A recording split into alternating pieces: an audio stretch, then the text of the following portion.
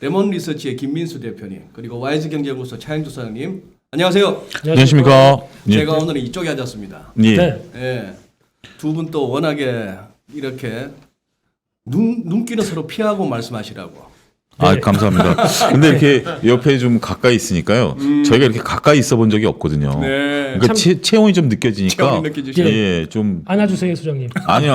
이렇게 다가오면 안 되고 우리 이거는 우리 이게 아니고. 알겠습니다. 근데, 예. 근데 여기 앉으니까 예. 저희가 진행하는 느낌 나지 않습니까? 그러니까요. 네. 오히려 역으로 이진우 소장님을 모시고 우리가 진행하는 오늘- 느낌을 좀 예. 받는 뭐 이따가 한번 역할을 한번 또 바꿔도 보시죠. 네, 오늘 외환에 대해서 심도 있게 분석해 주실 우리 이진희 소장님 모셔봤습니다. 예. 감사합니다. 감사합니다. 우리 안젤라님께서 이 썸네일 보시고 처음 뵙는 분이 두 분 계시네요. 게스트 중에. 조영찬 소장님하고 박상현 위원님. 아닙니다. 뭐 저희 주간 전망대 인포맥스 라이브 이전에 주간 전망대에는 자주 오셨던 또 이렇게 중국 전문가이시고 또 우리 정권 전문가이시죠. 2부도 기대해 주시고요. 사실 저는 뭐 우리 김민수 대표님, 차영주 소장님 어떻게 보면 우리 인포맥스 라이브에 월요일과 금요일 이렇게 하시면서 문을 한 주에 문을 열고 한 주에 문을 닫습니다. 문직인가요, 저희? 그리고 왠지 전 두 분 모시면은 좀 찍고 까불고 싶어요. 그리고 또 장 좋을 때는 그것도 가능하고. 예. 네. 뭐 그런데- 요즘은 하셔도 될 것 같아요. 예. 그런데 이제 너무 찍고 까불 것은 아닌 것이 지금은 이제 조금은 우리가 냉철하게 시장을 한번 돌아볼 때가 되긴 된 것 같습니다. 맞습니다. 예. 김 대표님 먼저 여쭤볼게요. 네. 자, 이제 조금 이제 다들 답답해 하셨어요. 1월 달에 고점 찍고 네. 뭐 사실 어떻게 보면 우리 박스피 5년도 겪었는데 5개월 정도 갇힌 거 가지고 네. 뭐 갈 건 없는데 네. 자, 6월 달에 분위기 살짝 바뀌었습니다. 네. 뭔가 삘이 오시나요? 근데 소장님 보통 이렇게 훅 들어와서 진행하셨습니까? 아니 뭐 두 분한테 뭐 이렇게 그게 필요합니까? 아, 그렇죠. 네, 예, 그냥 네. 바로 훅 들어가겠습니다. 예, 그래요. 근데 6월달 시장 보면서 이번 주도 양봉, 네, 지난 주도 양봉, 2주 연속 주봉이 양봉입니다. 그것도 저희 표현으로는 발탁. 그러니까 빨딱. 예, 저희 차트쟁이 이거 존리 선생님이 싫어하시는 단어인데 예, 차트적인 느낌적인 느낌으로 느낌적인 예, 딱 돌아가려고 하는 모습들이 나오죠. 근데 이게 오늘 사실 어떻게 보면 장중에 낙폭 줄인 것도 인상적이었어요. 그렇죠. 미국이 기술주가 흔들리는데 우리는 충분히 받아낼 수 있다라고 하는 자신감. 이거를 어디서 보여주느냐라고 여러 가지를 봤었을 때 네.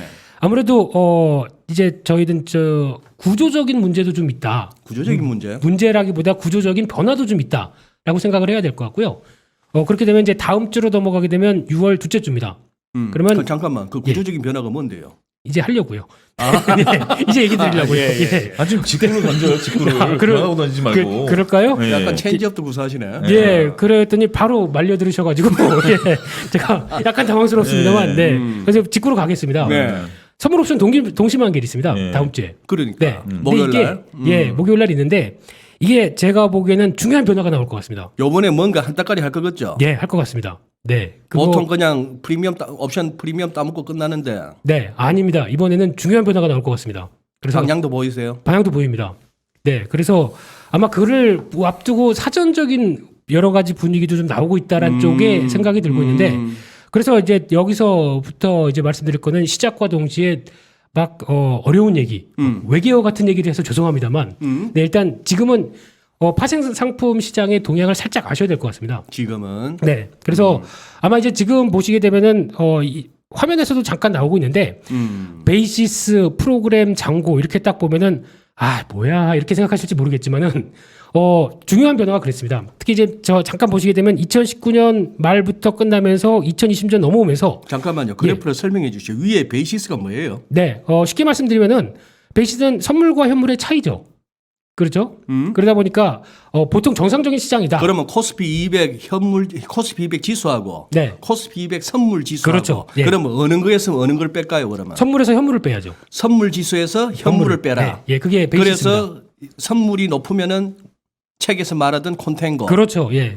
이 베이시스가 마이너스면은 백오데이션. 그렇죠. 오케이. 예. 네. 그래서 예. 이제 중요한 거는 저희가 보통 알고 있는 정상적인 시장이다. 정상적인 시장에서 파생 플레이어는 당연히 선물이 당연히 높죠. 몇 네. 개월 뒤에 이자나 여러 가지 비용도 있다 보니까 선물이 높고 현물이 낮습니다. 이렇게 네. 가는 게 정상적인 시장입니다. 그게 정상이죠. 예. 근데 지금 코로나19가 터지면서 어떤 식으로 변했냐면은 경제 어떻게 될지 모르겠다. 불안하다라고 하면서 선물이 훨씬 더 낮았죠. 지금 화면에서 보시는 것처럼 화면에 한번 띄워주셔야겠다. 예, 베이시스가 지난 3월 달에 푹 꺼졌구나. 그렇죠. 마이너스 3까지도 내려간 적이 있었고 네. 마이너스 5도 보였네요. 지금 저게요. 네. 예, 그런 식으로 이렇게 역베이시스가 확 벌려지다 보니까 선물 플레이어들은 그러니까 파생 상품 플레이들은 어떻게 했냐면은 선물을 매수하고 선물을 매수하고 현물을 매도하고 그러다 보니까 지금 아래쪽으로 보이는 게 프로그램 매도가 저렇게 꽉 차게 나갑니다.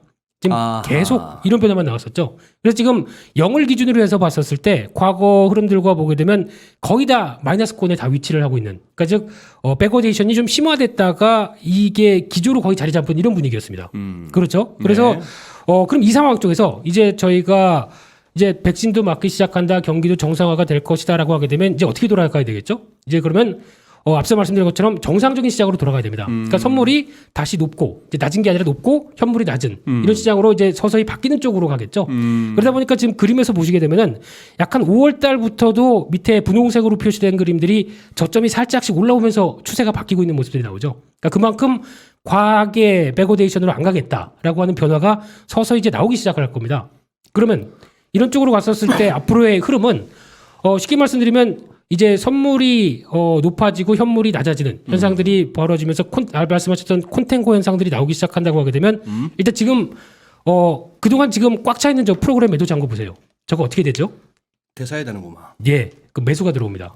그러면 프로그램 매도가 청산되다 보니까 매수가 바뀔 수 있는 기조가 나오겠죠. 그래서 이제 가장 중요한 거는 뭐 이런 거 저런 거 다 생각하실 필요 없습니다. 근데 중요한 거는 시장에서 만약에 베이시스를 정상화시킨다고만 한다고 하더라도 지금 프로그램 매도 잔고의 청산은 강하게 들어올 수 있다. 라는 쪽도 염두를 할 필요가 있을 것 같고요. 그 주된 흐름들을 누가 하겠느냐. 지금 같은 경우는 예전에는 개인도 선물 옵션 많이 했었죠. 네, 그랬죠. 네, 근데 지금은 다 떠나셨습니다. 다 어디 뭐 서학개미로도 가시고 뭐 밈 주식도 하시고 뭐 이러면서 다 떠나신 다음에 지금은 주된 플레이가 외국인 기관 쪽으로 바뀌었죠. 네. 근데 최근에 이번 주 들면서 외국인들이 선물 매수 쪽으로 많이 가닥을 잡기 시작을 합니다. 그렇다는 얘기는 의도가 선물을 다시 확장시켜서 좀 어렵나요, 이 얘기가? 네, 선물을 다시 이제 정상적인 베이시스로 돌리기 시작한다라고 하게 되면 지금 꽉 차 있는 프로그램 매도가 청산이 들어올 가능성이 높다라는 쪽으로 바라보시면서 다음 주를 바라보시는 게 좀 더 편안한 그리고 또 이해가 되는 시장이 아닐까 생각이 듭니다. 그 말씀은 다소 이렇게 뉴욕 증시나 뭐 중국 증시 이런 바깥의 해외 증시 동향과는 다소 무관한 한 주간이 될 수도 있다. 그렇죠. 네. 어떤 그리고 이제 김 대표께서 보시는 거는 네. 옵션 만기일 고무렵에 해서 상방어를 보고 계시는 거고. 차라리 이 상태에서 제가 만약에 외국인이다라고 하게 되면 영어로 물어보셔야죠. 예. 근데 우주 yes, yes, 왜 이러십니까? 오케이. 오늘 좀 무리하시는 거 아니에요? 머리 아픕니다. 예. 그래서 제가 외국인이라면 저런 거 노려볼 것 같습니다. 이렇게 꽉 차 있는 상황 쪽에서 뭔가 반전을 노린다라고 하게 되면 이런 쪽의 변화를 노리는데 만약에 이 상태에서 단기간에 또 들어왔던 혹시 저희 코스피 200 안쪽에 들어온 대부분의 또 공매도들이 있죠. 그리고 또 이거 아닌데 하면 또 쇼트 스퀴즈까지 같이 들어온다라고 하게 되면 지수 탄력이 더 나오지 않을까요? 아 그렇게 보신다. 네, 예. 오케이 좋아요. 예. 일단 우리 김민수 대표님의 레몬향 물씬 풍기는 제 뇌피셜이었습니다. 네. 자 우리 차 소장님. 예. 저도 이렇게 뭐 이쪽을 갖다 계속 살펴야 되는 사람이다 보니까 이렇게 저렇게 하다 보니 우리 차 소장님은 예. 5월 중에도 이렇게 다른 매체에서나 이렇게 예. 무슨 기회 있으실 때마다 이렇게 굉장히 신중론을 갖다가 말씀하셨어요. 그죠? 예, 그렇습니다. 맞죠? 예. 그것은 어떻게 보면은 5월에 이 지루했던 그나마의 최근에 이 좁은 박스에서 조금 돌파해서 이제 다시 3,266 우리 사상 최고치 경신을 바라볼 수 있는 장을 만드는 1등 공신이세요. 예. 역설적으로. 예. 시장의 하방론자, 약세론자가 다 사라지면은 진짜 장이 빠지거든요. 네. 그렇죠. 예. 그래 차 소장님처럼 그런 말씀을 해주시는 분이 계셔야 되는 거예요. 네, 감사합니다. 근데 칭찬인가요? 저는 당연하죠. 이준 소장님은 칭찬 아니면 안 하세요. 네, 맞습니다. 예. 감사합니다. 근데 저는 이제 5월달에 그런 비율을 이제 유지를 해왔었던 원인과 6월달 비율을 좀 말씀을 좀 드리면, 네. 5월달 같은 경우 지금 뭐 김민수 대표께서 베이시스와 저기 프로그램 매물을 하셨습니다만, 저거 이해 못하시는 분들도 상당히 많이 계실 거예요. 저런 메커니즘을 이해 못하신다 그래서 걱정하실 필요는 없다라고 말씀을 드릴 수 있겠고, 네, 저는 그냥 단순하게 우리가 종합주가지수의 차트를 놓고 보면 종합주가지수 차트 여러분들 HTS상의 차트를 놓고 기본적으로 이동평균선이 거기 깔려 있습니다. 맞아요. 5일선, 11선, 20선 이동평선이 깔려 있는데 코스피 기준으로 보면 3,100선과 3,200선에 이동평균선이 다 몰려 있습니다. 촘촘해요 지금. 예. 네. 근데 이게 어떤 식이냐면 단기 이동평균선 5일선부터 21건은 위에 있고요. 네. 60일과 120일은 밑에 있습니다. 네. 요게 이제 계속해서 횡보를 하면서 서로가 이제 만나는 시점이 5월, 6월인데 그래서 제가 이제 말씀드리는 것은 요게 만나기 전까지는 좁은 변동성이 시작될 것이다. 위로 튈지 아래로 튈지 모른다. 어디론가 튀기 위한 준비를 하고 있고 튀기 위한 준비를 할 때까지는 현금 보유를 계속해서 가져가자. 그러면서 서로 잘못돼서 밑으로 60일과 120일을 깨고 훅 꺼지면 이때는 본격적으로 리스크 관리를 해야 된다. 공매도도 나오고 신용 잔고도 좀 털릴 것이고 그렇지만 다행스럽게도 이걸 지지해서 올라가 준다라면 그때부터는 다들 해피한 문제 아니냐. 그건 걱정할 필요 없다라고 봤는데 저는 이번 주에 네. 위로 상방향으로 튀었기 때문에 6월 달은 해피한 달이 될 수도 있다. 그러니까 이제 어떻게 보면 이제 맥을 같이 하는 건데 김민수 네. 대표는 이제 프로그램과 베이시스로 바라봤습니다만 저는 단순하게 우리가 여러분들이 다 보시는 이동평균선만 놓고 본다 하더라도 이게 120일과 60일을 안 깨준다라면 이게 지금 강력한 지지선이 되고 여러분들 또 쉽게 설명을 드리면 삼성전자, 현대차 안 올라도 3,200 왔거든요. 그러니까. 예, 그렇게 온 상태에서 이제 외국인들이 이틀 연속이긴 합니다만 네.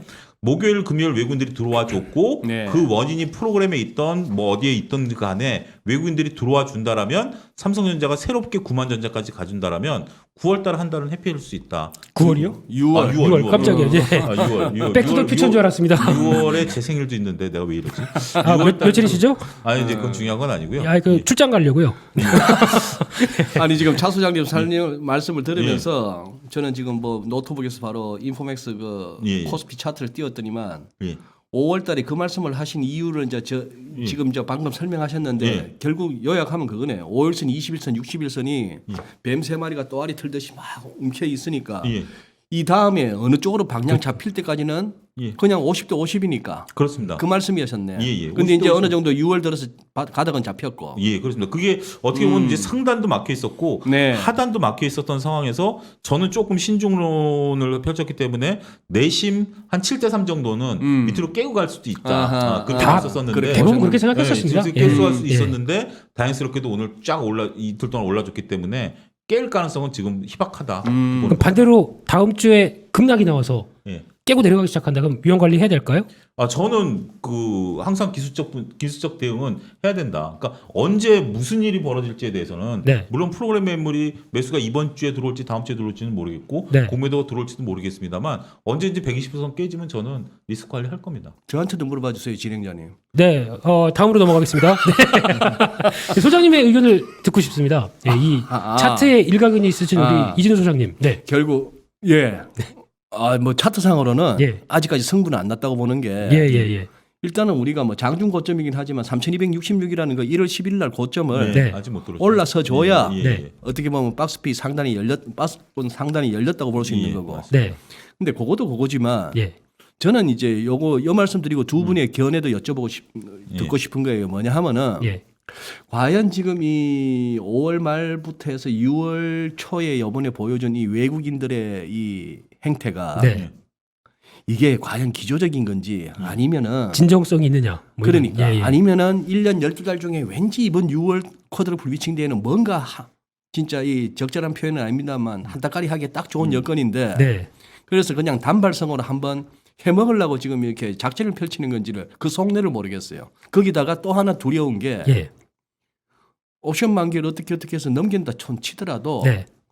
뭐 오늘 밤 고용지표도 미국 고용지표도 그렇죠. 궁금합니다만 네. 바로 그러고 나서 한 3, 4일 있다가 FMC가 바로 열리죠. 바로 그래가지고 네. 사실 이게 옵션 만기를 전후해서 방향이 상방으로 잡혔다고 해서 이거 뭐 여름장 썸머랠리 분위기 치기도 좋게 조금은 하고 또 확 눌린다는 뭐 이런 예. 그런 어떤 이게 이제 어떻게 보면 노파심인데 네. 하도 저 장난 잘 치는 애들이니까 그렇죠. 외국인 뭐 말하기는 좋습니다. 네. 선진금융기법을 동원한 뭐 시장 변동성 확대를 노린 네. 이제 사기죠. 죄송합니다. 예. 그래요. 그 외국인 이제 수급 관련해서 한번 여쭤보고 싶은 겁니다. 외국인들 어떻게 보시는지. 그래서 제가 보는 관점에서는 의자를 좀 올려야겠습니다. 네, 마이크가 좀 이상한가 본데요.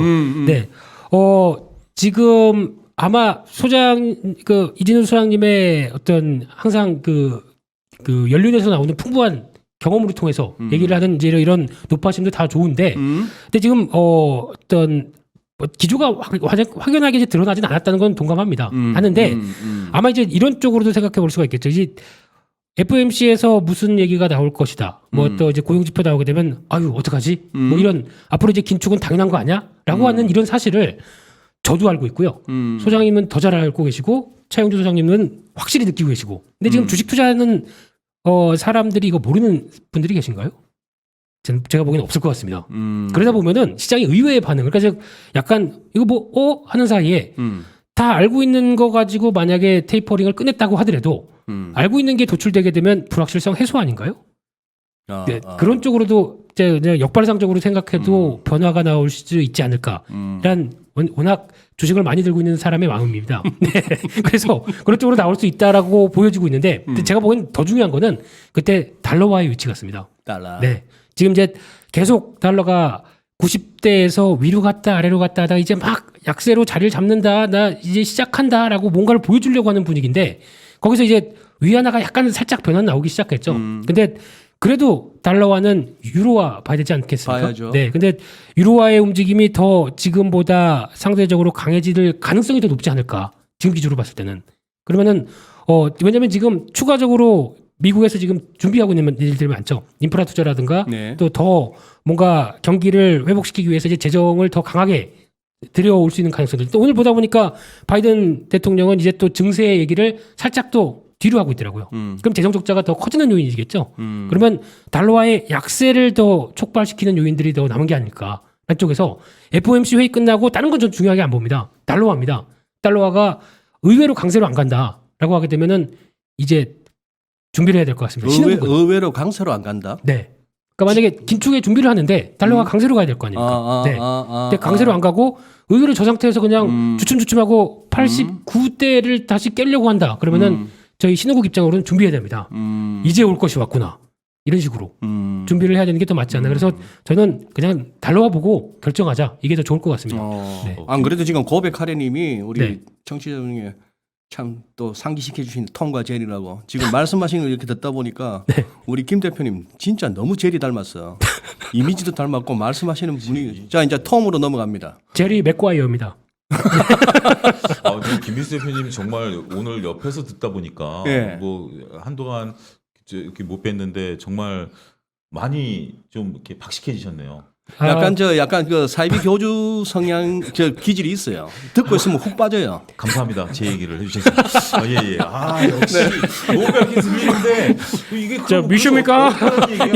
달러화가 그러면 강화가 되면 어떤 게 어느 정도가 강화되는 거야? 이런 생각이 들면서 딱딱한 건 강한 거죠. 달러 관련해서는 저도 뭐 진행을 맡은 사람이긴 하지만 아까 우리 김 대표님의 달러 관련해서는 저도 약간 코멘트 할 건 있습니다. 네. 먼저 우리 톰님의 네. 우리 차 소장님. 저도 이제 그 전체적으로 6월달 봤을 때 저는 참 단순하게 보는데요. 네. 저도 이렇게 밀릴 만한 약세 요소는 없다. 물론 말씀하신 것처럼 지금 그 김민수 대표 의견에 전격적으로 동의하는 게 시장에서 지금 어느 정도 그런 뭐 테이퍼링이라든지 금리 인상이 시장에 있어서 충격을 줄 만한 요소들은 없다. 네. 이미 시장에 있어서는 다 녹아 들어간 재료였다라고 말씀드릴 수가 있겠고 지금 그런 것들을 뒷받침할 수 있는 게 경제 성장률이 어마어마하게 좋아지고 있다라는 점들. 현재 지금 중국 기준으로 했을 때도 여전히 2분기, 3분기 때 10%대 유지할 것으로 보고 그다음에 미국도 5%대 이상 넘어갈 것으로 좀 보고 있는 상황 아니겠습니까? 우리나라도 4%대 경제 성장률 계속 유지할 것으로 보고 있고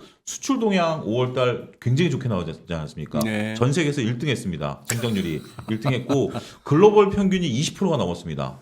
그만큼 그렇죠. 우리가 이제 45%였습니다만 글로벌 평균이 20%였고 지금 코로나 백신 접종률 글로벌 평균이 10% 넘어섰고 이런 부분들 보면 물론 그렇다고 해서 2020년처럼 드라마틱하게 주식시장이 옥리 주식시장으로 이제 가는 부분들은 저는 그렇게까지는 아니다 하더라도 불안 요소들은 있죠. 저는 불안 요소를 어디서 찾냐라면 지금 늘어나고 있는 신용잔고, 미수금 현황 고객예탁금의 조정 이런 부분에서 착고는 있습니다만 그렇다 하더라도 6월달 장세를 예측하게 된다라면 6월달 한 달만 놓고 보면 그렇게 우리가 우려할 만큼 물론 미국 시장이 지금 흔들리고 있고 테슬라도 흔들리고 있고 뭐 그렇다 하더라도 그렇게 큰 데미지를 입을 정도는 아니지 않겠는가.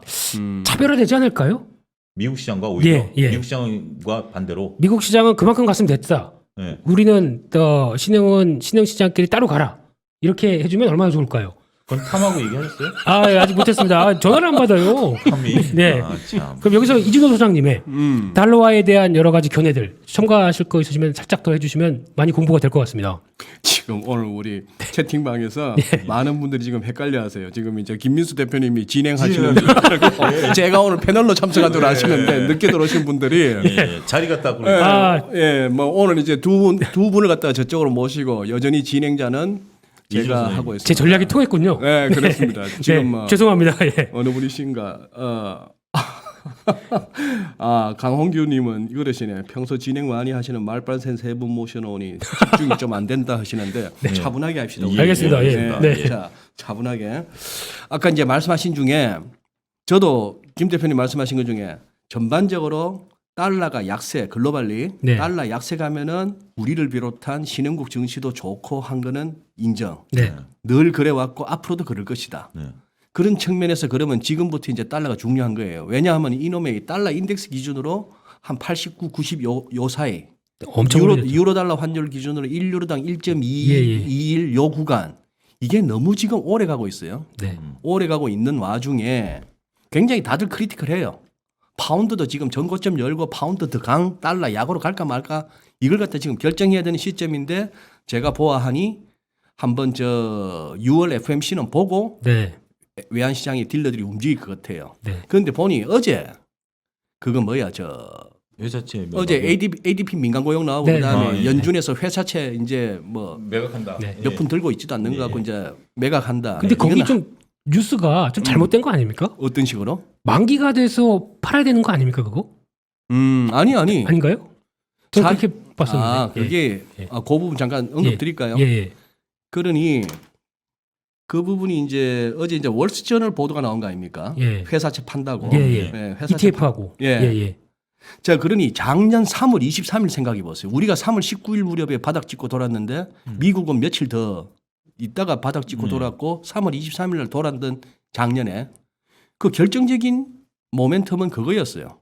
우리 QE도 한다, 제로금리도 다시 간다 해도 미국 장은 계속 빠졌는데 그래 우리 그럼 회사채 사줄게 하고 예. 맞습니다.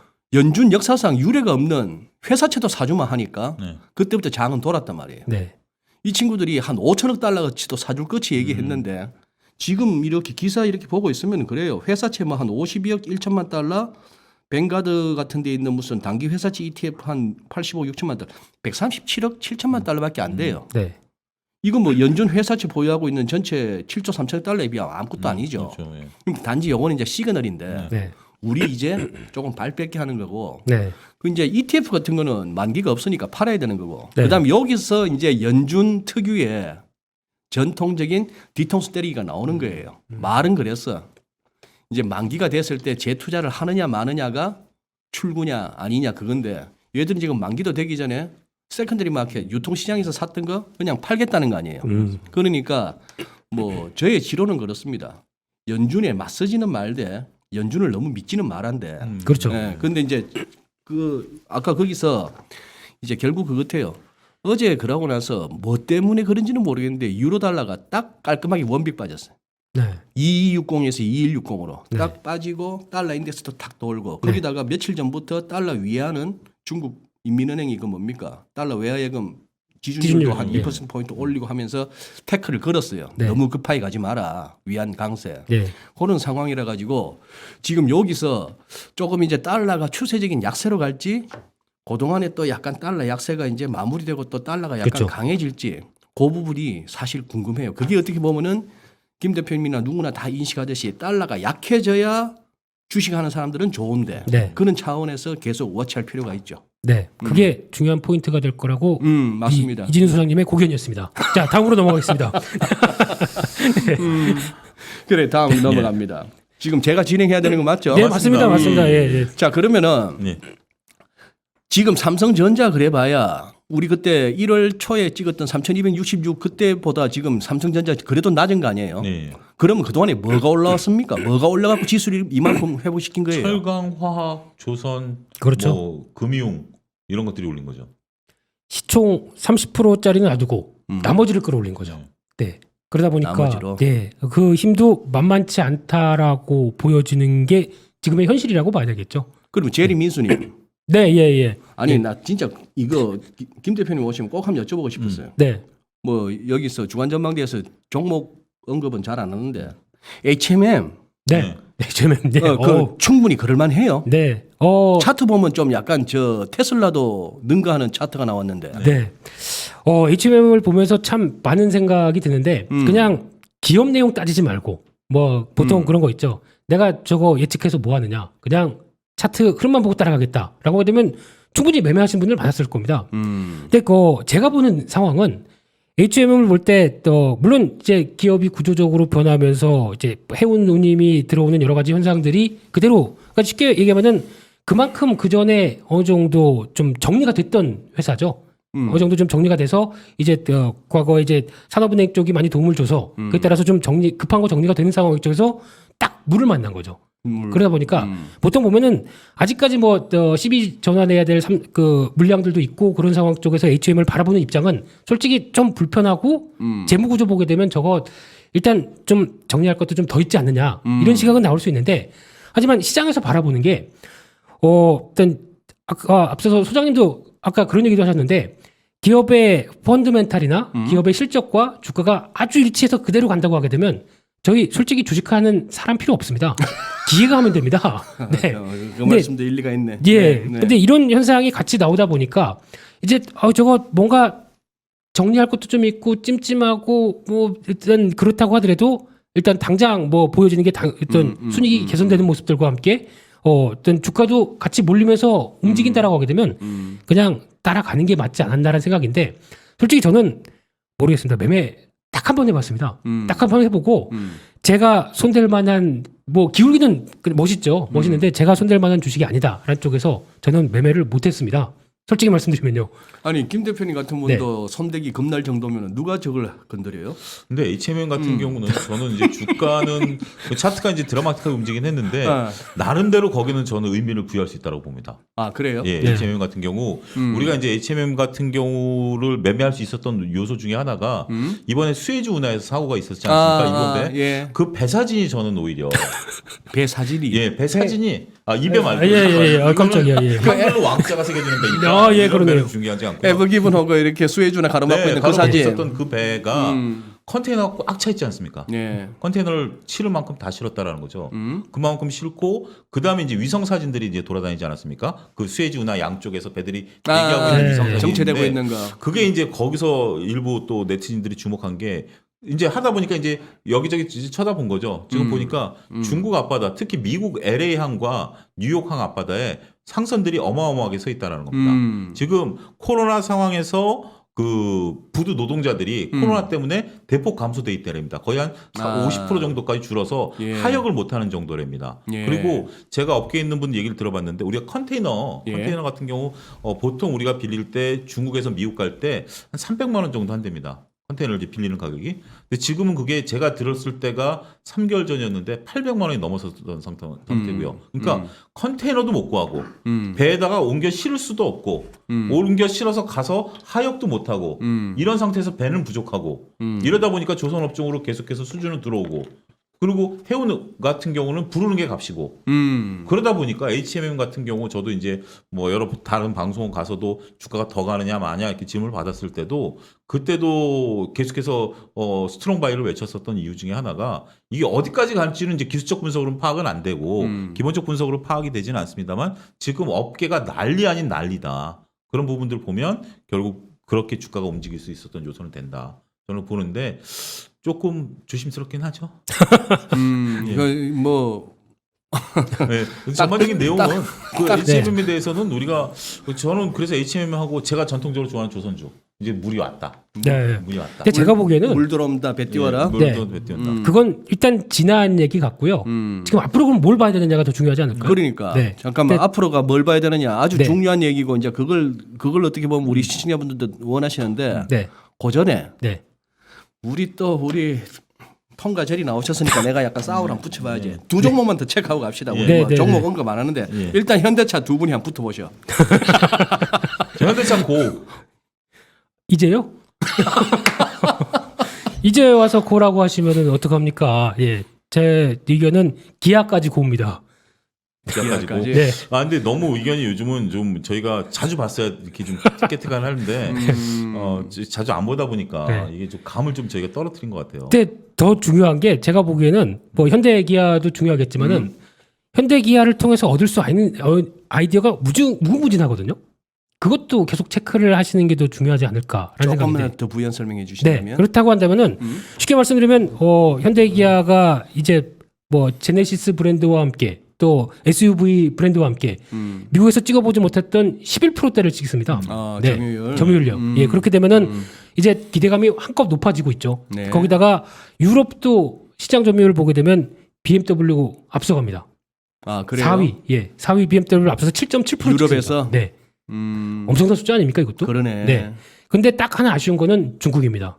중국에서는 예. 아직까지 저희 사드 배치 전에 나왔던 그래도 한창 잘 나갈 때 점유율들에 대비해서 형편없죠. 2.2%입니다. 2%대 초반이면은 좀 더 노력해야 되겠죠. 근데 여기서 중요한 게 제네시스 브랜드가 네. 중국에서 가서 먹히느냐. 예. 이 크고 웅장한 차의 이 분위기. 그걸 또 타이거 우즈도 탔는데 멀쩡하다.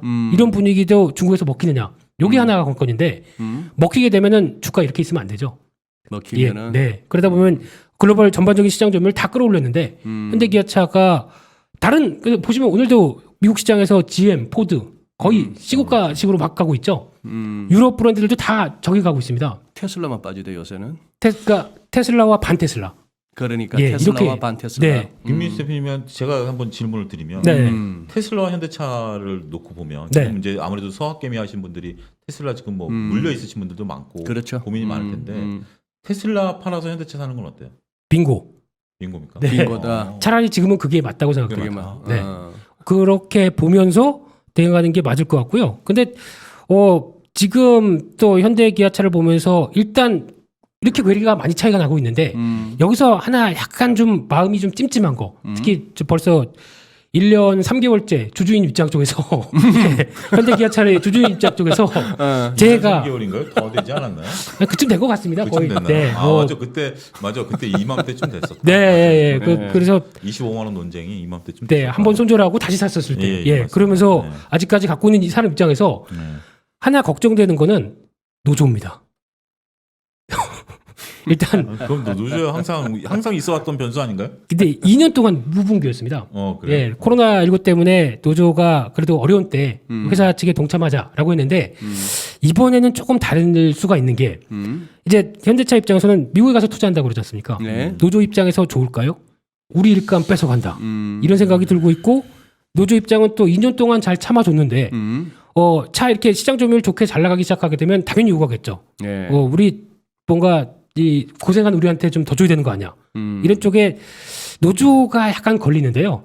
그 부분만 그렇게 큰 노이즈가 없다라고 하게 되면 그냥 이 괴리는 글로벌 자동차 쪽의 괴리는 지금 말도 안 됩니다. 그렇기 때문에 알겠습니다. 지금 적극적으로 하는 게 맞다고 보이고 있고 또 하나 중요한 거는 전기차 시대로 들어왔었을 때 가장 중요한 부품이 어디냐라고 했었을 때 가장 많이 차이 나는 게 그러니까 내연기관차와 전기차의 가장 큰 차이는 일단 뭐 다 아시는 것처럼 뭐 어떤 동력의 차이겠는데 동력의 차이에서 동력을 직접적으로 전달할 때 가장 중요한 건 모터입니다. 모터. 예. 모터가 가장 큰 차이죠. 그러다 보니까 모터의 가속과 감속과 이 관련된 쪽이 가장 또 중요한 부품으로 자리를 차지하고 있는데 이쪽 관련된 쪽에서 투자 아이디어 상당히 많죠.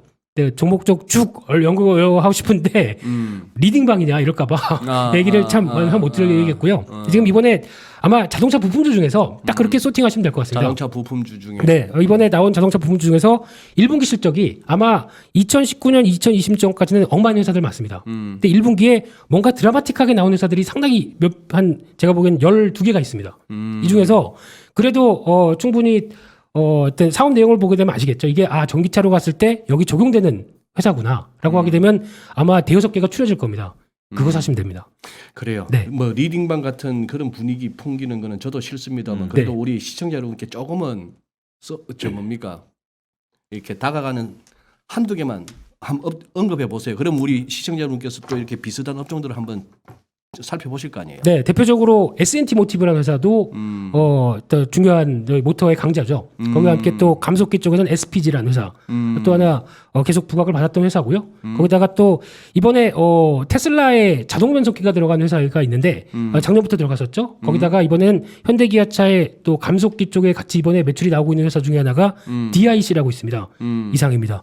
오케이. 딱 세 개만 말씀드리겠습니다. 그러면 현대차에서는 뭐 우리 차 소장님이 먼저 뭐 고 외쳤고 이제서야 해서 뭐 게임 끝났고 고를 외친 이유를 간략하게 설명을 드리면 간략하게 설명을 드리면 저도 방송 물량을 뽑아야 되기 때문에 간략하게 설명을 드리면 저는 그렇습니다. 그러니까 자동차란 재화가 갖고 있는 특징을 보면 이게 뭐 남심이건 여심이건 이게 마음이 작용하는 것이지 이게 어떤 편리성이라든지 가격이 주는 메리트로 자동차를 선택하시는 분들은 그렇게 많지 않을 것이다.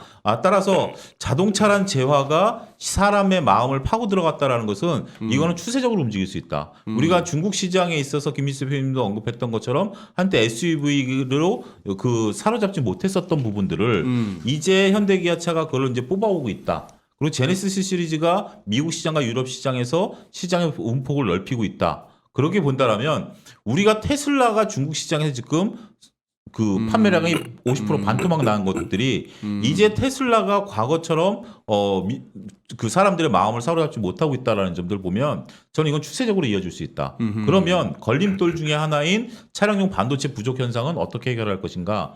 단기간에 해결 안 된다. 왜냐하면 업체들이 뛰어들 수 있는 시장이 아니기 때문에 그렇다고 하면 이익이 줄어들지 않겠느냐? 아니다. 소비자는 기다린다. 제네시스 계약해놓고 3개월 기다려야 된다고 처음에 얘기했다가 반도체 부족해서 6개월 기다리셔야 됩니다. K9으로 바꾸십시오 했을 때 K9으로 가는 사람은 거의 없다. 아하. 그런 관점에서 보면 렌트카 탑니다. 그 기간 동안에. 뭐 하여튼 뭐 그렇긴 하겠습니다만 그런 관점에서 이게 점유율이 올라가기 시작했다라고 본다라면 저는 자동차는 드라마틱하게 움직일 수 있다. 저는 그렇게 보고 싶습니다.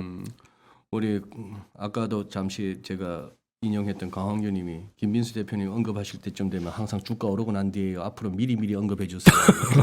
미리미리 불러주십시오. 그러면 얘기 그때 맞춰서 말씀드리겠습니다. 알겠습니다. 예. 네. 자 현대차는 무승부. 그러면 하나만 더 하고 갑시다. 예. 네. 난 자꾸 옛날 생각이 나서. 자 카카오. 스탑? 네. 기간이 따로 있으십니까? 아니면은 그냥 기간 없이 지금 시점에서 네, 지금 시점에서는 저도 스탑이라고 생각합니다.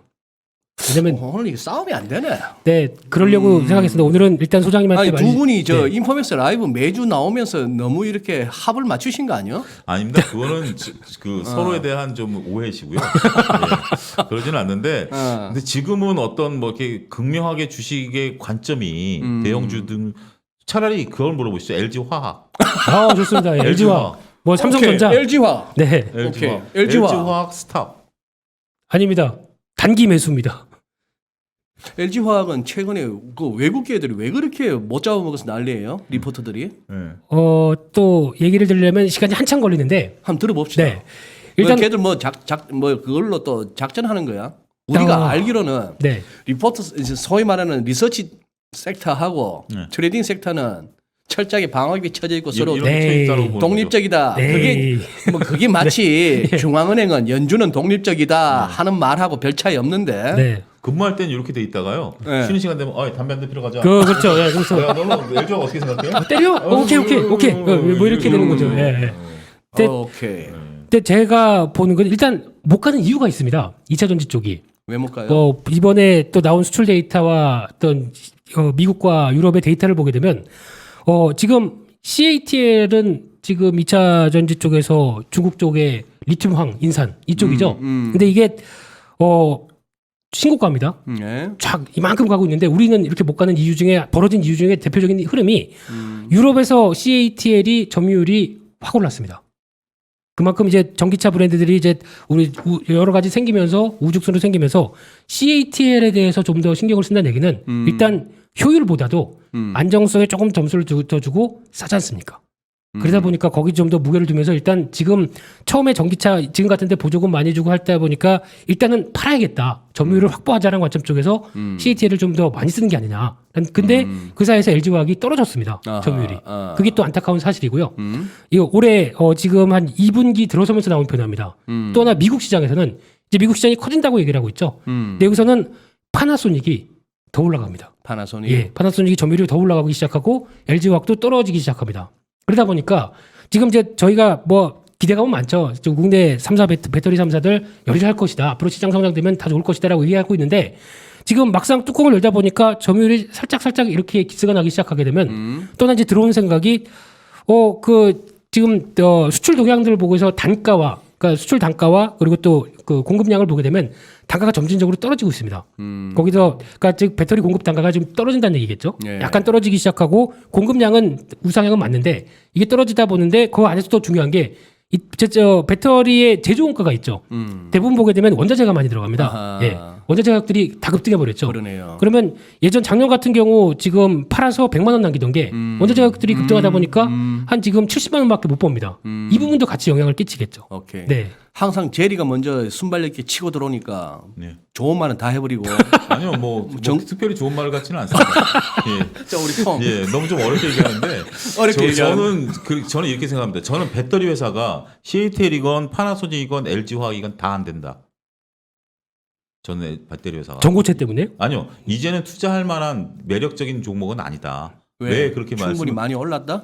아니요, 제가 보는 견해는 그겁니다. 우리가 이제 배터리라는 게 그 2020년과 2021년에 올라갈 때 이런 거죠. 주식 시장에 있어서 주가가 가장 드라마틱하게 움직일 때는 적자에서 흑자로 전환될 때 기업들의 주가가 가장 드라마틱하게 움직이는데 제가 그래서 카카오도 말씀을 드렸던 이유 중에 하나고 네. 이다음에 LG화학이라든지 삼성 같은 경우도 그동안 고전했던 적자가 이제 흑자 이제 한숨을 돌릴 수가 있는데 안타까운 것은 2030년이 되면 10년 뒤에 되면 모든 완성차 업체들 모든 건 아니고요. 대형 완성차 업체들은 배터리를 자체 생산하겠다라고 선언을 해버렸습니다. 예. 그러면 지금 이제부터는 뭐 CATL이 됐던 뭐 경쟁 구도가 되면서 서로 뭐 진짜 티키타카 하더라도 이익은 계속해서 늘어날 겁니다. 그래서 저는 이익과 주가는 차별화될 것이다. 이익은 늘어나지만 우리가 배터리가 자동차 회사가 외주를 안 주는 유일한 게 엔진 아니겠습니까? 네. 이제는 전기차로 가면 배터리를 외주 준다라고 한다면 내 생존권을 남한테 맡기는 거죠. 식당 열면서 주방장이 늘 있어야 되는 식당 주인이 되는 거지. 김치를 딴 데서 사오는 거죠. 그런 거죠. 명품 맞아, 식당에서. 맞아. 예, 그런 거니까 직접 지네가 만들겠다라고 선언을 한 상태이면 빠르면 2025년부터 나오기 시작할 겁니다. 네. 물론 수율이 안 나오긴 하겠습니다만 예. 그런데 그거 보면 이제 와서 물론 이제 단기간에 있어서의 입장은 올라갈 수 있겠습니다만 제가 볼 때는 먹잘 것이 그렇게 크게 그리고 장기 투자해서 우리가 이득 볼 수 있는 섹터는 2차 전지는 이제 우리가 관심을 접어도 되지 않을까. 제가 보는 견해는 그렇습니다. 단기 매수라고 말씀드렸고요. 장기로는 솔직히 불투명하죠. 지금 이제 다들 아마 트렌드도 또 바뀔 겁니다. 다 아시는 것처럼 다음 트렌드가 전고체 쪽으로 나갈 걸로 다 알고 있는 상황 쪽에서 지금 이제 도요타가 제일 빠르다고 얘기를 하더라고요. 그래서 이제 치고 나가게 되면 그때 같은 경우는 우리 이제 또 배터리 3사가 얼만큼 잘 준비를 해서 도요타는 지금 조용하지만 준비를 잘하고 있는 회사 중에 하나다라고 봤었을 때 이런 분위기를 저희가 또 쫓아갈 수 있는지도 또 확인해야 되겠는데 또 하나 이제 조태놓고 우려 섞인 얘기만 드려서 죄송합니다만 또 하나 이제 중요한 게 이번에 연말 가게 되면 LG화학이 분할되죠. 분할하죠. 네, LG 에너지 그렇죠. 솔루션과 네. 분할됩니다. 그러면 지금 아까 잠시 얘기하셨듯이 그 CS 증권에서 나왔던 리포트 중에 하나가 되게 둥그스름하게 얘기를 한 게 이게 LG화학에 대해서 매도를 외쳤지만은 그러니까 목표가를 확 낮췄죠. 그러면서 얘기를 한 부분들이 LG화학의 화학 분야 때문에 피크아웃 관련된 얘기 때문에 한 건지 아니면 LG 에너지 솔루션에 대해서 얘기한 건지 이거를 지금 제가 느끼는 거는 이것저것 다 그냥 안 좋은 것만 다 두리뭉실하게 얘기를 했습니다. 예. 좀 명쾌하게 리포트를 많이 읽어본 사람이면 알지 않습니까? 이 포인트가 딱딱딱 짚혀서 이렇기 때문에 마음에 와닿는다라고 했는데 솔직히 영어로 쓴 거 읽었던 것처럼 그렇다고 영어를 잘하는 건 아니고요. 네. 그런 것처럼 마음에 하나도 안 왔습니다. 그러다 보니까 좀 그런 개연성들을 생각하게 되죠. 이거 무슨 다른 의도가 있나라는 쪽으로 자꾸 생각을 하게 되는데, 근데 중요한 거는 이제 LG화학은 분리를 시켜서 생각해야 될 것 같습니다. 앞으로는. 즉 순수한 화학 쪽과 그리고 이제 LG 에너지 솔루션이 IPO가 됐었을 때 나올 수 있는 변화 생각하게 되면은 아마 지금 LG 에너지 솔루션을 보는 입장 쪽에서는 지금 굳이 LG화학을 같이 들고 있다가 이 어떤 지분법 평가 이익으로 들어오는 부분들만 생각하게 되면 조금 아쉽죠. 그렇기 때문에 그 부분은 좀 길게는 생각해 보실 필요가 있다라고 생각됩니다. 짜장면이 좋아요? 짬뽕이 좋아요? 저는 짬짜면입니다. 그러니까 지금 그런데 지금 분사한다며.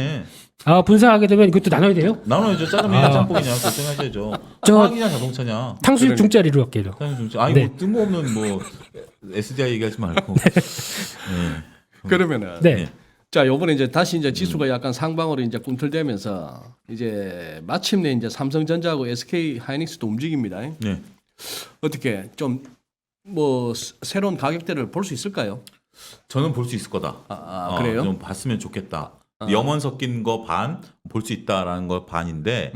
저는 한계가 있습니다. 오케이.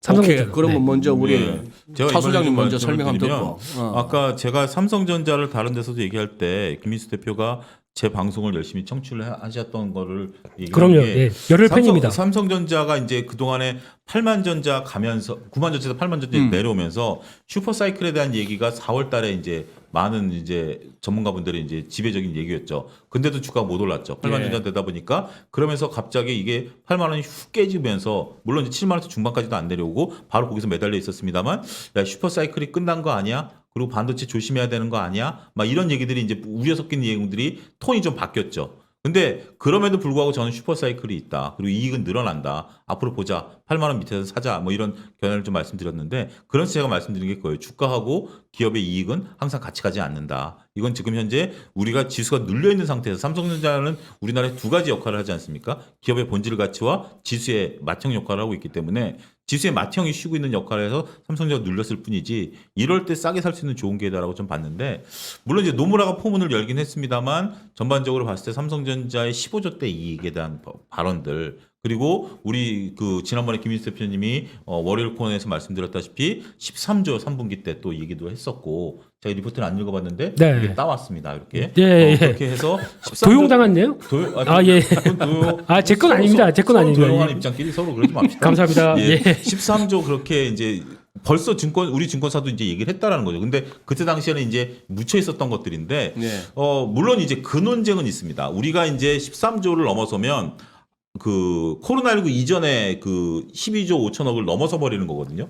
그러니까 이제 새로운 그 이익단이 나오지만 코로나19 때면 5만 원대인데 지금 8만 원대니까 아무리 이익이 몇 조가 더 나온다 하더라도 이게 밸류가 높지 않겠는가.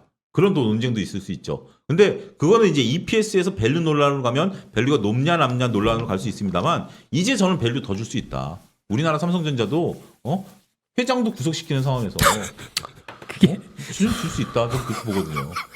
그러면 이재용 부회장님 출소하시면 주가 더 갈까요? 출소 가능할까요? 1심 끝났는데?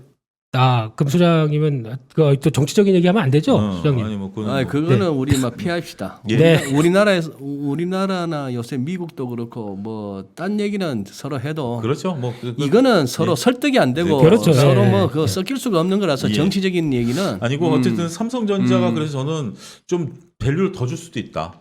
그리고 결국 이제 우리가 바랬던 모습들 3,300, 3,400 뚫어줄 때는 맏형이 다시 나서야 된다. 그러면 어느 정도 차 소장님의 견해는 알아들었고 우리 김민수 대표의 반론. 네. 지금 기조로 봤을 때 소장님 얘기하셨던 이제 반도체를 얘기를 하셨는데 반도체 하반기 때 좀 더 좋아질 것이다. 빈메모리 반도체 품목별로 뭐 가격 50% 이상 뛰었다. 뭐 이런 식으로 나오면서 기대감 높은 거 다 압니다. 누구나 다 아는 사실인데 그걸 이제 서서히 반영되면서 주가는 움직이는데 제가 보기엔 일단 9만 원대가 중요한 분기점입니다. 9만 원대 이상으로 가느냐, 그래서 안착해서 다음 단계로 레벨업을 시도하느냐, 9만 원대가 한계를 보이면서 다시 이 정도면 됐다라고 생각하느냐, 일단 중요한 분기점인데 왜 9만 원이면 옛날 그 액분전에 450만 원 아니야? 그렇죠. 예. 계산이 되시네요. 아, 네. 근데 왜 여기서 이제 중요한 변화가 네. 하반기 때 삼성전자가 이제 어떻게 보면은 뭔가의 엄청난 서프라이즈한 어떤 변신을 할 수 있는 또 하나의 계기가 될 수 있는 게 제가 보기에는 IM 쪽에 스마트폰 쪽에 폴더블입니다. 네, 폴더블 3 이게 잘 팔리느냐? 저희가 보통 보면 이제 3탄 정도면 잘 팔릴 때가 됐죠. 네. 그동안 이제 어느 정도 접히길래요? 뭐 지금 기준은 이제 똑같습니다. 아직까지 똑같은데 지금까지 나왔던 전반적인 내용을 보게 되면 2보다 좀 얇고요. 뭐 그 스크래치가 덜 나고 거기다가 카메라 가운데 구멍이 언더커버랍니다. 그러면 화면을 이렇게 딱 열어서 보게 되면 이제 없이도 이제 깨끗한 화면으로 이게 내가 탭을 보는 것처럼 이렇게 나온답니다. 더 중요한 거는 가격이 $999, 120만 원대입니다. 네, 그러면은 예전에 폴더블 보고 있는 분들을 이렇게 쭉 보다가 좀 그냥 별로네 그랬다가 일단은 가격이 좀 비싸죠. 그래서 170만 원 뭐 이렇게 되면은 못 사죠. 그냥 그렇다고 하다가 120만 원이면 잠깐 한번 좀 열었다 닫았다 몇 번 해보겠죠. 네, 그러다가 제가 보기에는 이게 만약에 지금까지 기존은 해봐야 한 몇백만 대, 300만 대 정도가 맥스로 알고 있습니다만 이게 만약에 이번에 지금 삼성전자 쪽 예상은 둘이 합쳐서 한 700만 대 정도 팔면은 잘 팔지 않을까 생각하고 있는데 여기서 만약에 노트의 시리즈처럼 그러니까 즉 지금까지 삼성전자가 갤럭시 S21처럼 이런 어떤 프리미엄 폰들 이쪽에 대해서 마진을 크게 가져갔던 프리미엄 폰들이 지금 약간 S21도 좀 흔들리고 있죠. 예. 그래서 좀 여기서 뭔가 또 강한 폼 팩터가 나와야 이제 사람들이 여기서 돈을 쓰겠다라고 하는 입장들이 더 나올 텐데 이거를 폴더블이 얘기를 해준다. 그래서 즉 생각보다 사람들이 많이 쓰기 시작한다. 그래서 이게 변화가 나오게 되면 소장님은 별로 안 쓰실 것 같은 분위기신데요. 그렇게 쳐다보시는데 저를. 그걸 질문하고 싶어요. 예. 휴대폰이 삼성전자가 삼성전자 7, 8 정도 나왔을 때 우리가 항상 기업은 그렇죠. 우리가 이만큼 팔겠다. 이게 이제 드라마틱하다. 이게 좋다라고 하는데 8이나 7 저는 이제 정확히 모르겠습니다. 그 이전일 수도 있을 것 같은데 삼성전자가 목표했던 것을 달성한 적이 한 번이라도 있나요? 몇 번 있었습니다. 몇 번 있었어요? 네, 몇 번 있었습니다. 제가 알기로는 3때였나. 그때 말고 제가 얘기하는 것은 그 이후 때 이후에 그러니까 그 이후 때 한 번 있었습니다. 한 번. 그러니까 처음에는 제가 이제 회사 다닐 때 아이폰 2를 줬었는데 그때 아이폰 들고 다니면 사람들이 다 쳐다봤어요. 진짜 와 아이폰이다 만져보고 막 이게 사람들 해보고 술자리에서 야 깨지냐 막 이러고 막 이렇게 했었는데 깨졌죠? 네? 깨졌죠? 안 깨졌죠. 오 그렇군요. 네. 그래서 이제 그러고 있었던 상황에서 그런 휴대폰에 우리가 생각들을 갖고 계신 분들이 아직도 많으신데 그런 이후에 지금 우리가 7, 8 뭐 이렇게 나왔을 때 한 번도 달성을 저는 못했다라고 알거든요. 한 번 정도 달성했다라고 치면 이런 목표치는 기업의 생각이고 실제적으로 우리가 휴대폰 같은 경우 120만 원 주면서 2년마다 바꾼다? 물론 그럴 수도 있죠. 그럴 수 있는데 이게 이제 그럴 수 있는 거와 범용화되는 건 좀 다를 수 있다. 그러면 휴대폰에서 저는 모양을 찾는다? 그러면 저는 좀 거기에 대해서는 강력 반대. 제가 보기엔 반도체는 어느 정도 성장할 거란 거는 다 아는 사실에서 거기서 만약에 제가 보기엔 1000만 대 이상 노트 시리즈처럼 팔린다. 만약 그렇게 된다면 그건 뭐 드라마틱한 거죠. 예, 거기서 이제 이익이 발생해서 삼성전자에 대해서는 폴더블에 얼마 떨어져요? 그거 팔면? 그거 잠깐만요. 딜러한테 전화해보고요. 아무튼 뭐 일단 뭐 좋은 모멘텀이 되면 좋은데 너무 그렇게 휴대폰이라는 기기가 갖고 있는. 근데 솔직히 삼성전자를 보면서 제가 드는 느낌은 우리나라 기업들이 아직까지도 일단 제조업에 그러니까 중국과 경쟁하면서 나오는 제조업의 강국 뭐 이런 쪽에까지 치우쳐 있는데 솔직히 좀 아쉽죠. 이런 부분 봤을 때 우리도 이제 제조업의 강국에 또 좀 넘어서서 소프트웨어나 이런 어떻게 보면은 이제 서비스 쪽에서 좀 더 강국의 흐름들이 맞춰가는 게 그러니까 즉 더 어떤 무형의 자산이죠. 이런 부분들이 더 확인이 될 것 같은데 아직까지 뭐 삼성전자나 LG전자 쪽은 이쪽이 좀 약하지 않나. 그렇죠. 이런 게 줘야 멀티플을 더 상향시킬 수 있는 가장 좋은 조건이 아닐까. 네. 좋습니다. 그러면은 벌써 53분이 지났네 시작하고 이제 살살 좀 마무리를 해야 되겠는데 두 분하고 이렇게 토크를 하다 보니까 크게 지금 두려워할 만한 건 없어 보여요. 당장은. 그런데 이제 제 지인 중에 페이스북 이렇게 모처럼 들어가서 보다 보니까 이쪽 시장에 대해서 이제 걱정하는 거를 하나 올렸는데 이 스펙 상한가 막 때리고 이러는 걸 보고 굉장히 우려를 하더라고요. 저도 상당히 공감이 가는 게 그 백지수표인데 맞습니다. 앞으로 어떤 기업을 갖다가 인수해서 뭐 어떤 결과를 갖다가 낼지도 모르겠는데 이놈이나 저놈이나 뭐 스펙이란 게 다 지금 미국이나 한국이나 막 올라가고 특히 지금 뭐 화제가 되고 있는 밈 주식들 AMC 같은 거 저기 말이 됩니까? 뭐 AMC 지금 그 레딧의 그 월스트리트 베스트 방에 한국 사람 많다더만. 콩글리시 합니까 거기서도? 한국 사람 많다는데. 네. 그러니 지금 뭐 코인이 됐건 코인도 밈이고 이 AMC 게임스탑 블랙베리 뭐 이렇게 사는 쪽도 밈인데 워낙 많은 분들이 계셔갖고 말 조금만 그거 하면 이제 이렇게 서운해들 하시고 그거에서 합니다만 제가 보기에는 시장 질은 아주 안 좋아요. 맞습니다. 그렇죠. 한번 좀 리스크 요인이나 아니면 6월 달에 한 결국 6월 달도 아니다. 우리 뭐 월요일과 금요일을 책임지실 분들이니까 다음 주 이거 요 두 가지입니다. 뭔가 리스크 요인과 다음 주에는 요거 한번 딱 봐라. 우리 차 소장님 먼저 하시고 김 대표님 마무리하시죠. 예.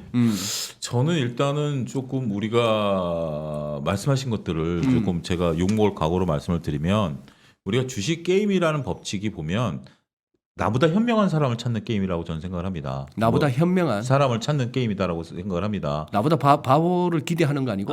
그러니까요. 그 부분이 오히려 지금 말씀하신 것들이 반대로. 루저 게임이다라고 저는 생각을 하는 거예요. 왜냐하면 우리가 이제 삼성전자라는 것을 이렇게 했을 때 지금 내가 8만 원 정도의 가치를 계산을 해서 삼성전자가 이제 한 10만 원 갈 것이다 계산을 해서 네. 삼성전자를 8만 원대 샀으면 다른 또 현명하신 분도 10만 원, 11만 원의 어떤 가치를 평가해서 이 주식을 사줘야 주가가 올라간다고 저는 그러니까. 그런 게임이 본질적인 게임이 현명한 사람들의 게임이라고 생각을 하는데 지금 말씀하신 스펙이라든지 과거의 이제 우선주 파동이라든지 이런 건 지극히 거래량이 작기 때문에 제가 뭐 스펙을 보니까 하루 거래량이 1억이더라고요.